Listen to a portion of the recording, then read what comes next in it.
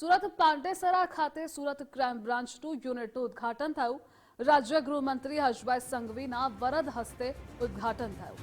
Pandesara unit અને નવજીવન police ચોકી ખુલ્લી મૂકવામાં આવી। કાયદો વ્યવસ્થા જાળવવા વિવિધ પ્રકલ્પોનું લોકાર્પણ થયું।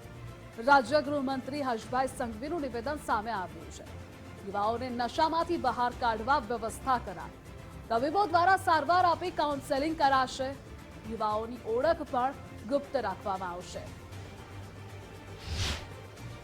કે દીકરા દીકરી પોતે આ પોલીસ સ્ટેશનમાં પોલીસના સ્ટાફને મળીને સરકાર માન્ય જે અલગ અલગ સંસ્થાઓ છે, જે અલગ અલગ ડોક્ટરો છે, તેના થકી આ યુવાનોને આ નશામાંથી, આ રવાડામાંથી બહાર નીકળવા માટેની વ્યવસ્થા સુરત શહેર પોલીસ દ્વારા ચાલુ કરવામાં આવી છે।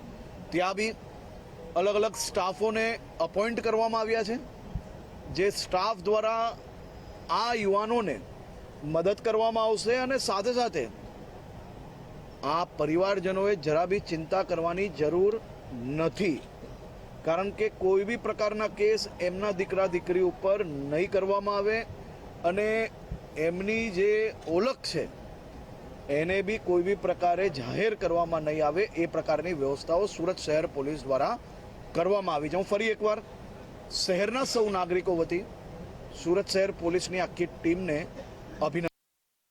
સુરતમાં એન્ટી નાર્કોટિક્સ યુનિટની શરૂઆત થઈ। ગૃહ રાજ્યમંત્રી હર્ષભાઈ સંઘવીના હસ્તે યુનિટનું ઉદ્ઘાટન થયું।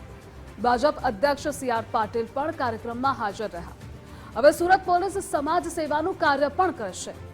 ડ્રગ્સના બંધાણીઓને લત છોડાવવા માટે પ્રયત્ન કરશે। યુનિટ પોલીસ સંચાલિત ડ્રગ્સ સામેનું રિહેબ સેન્ટર બનશે। તો પોલીસ સેન્ટરમાં આવનારની ઓળખ સંપૂર્ણ રીતે ગુપ્ત રાખશે।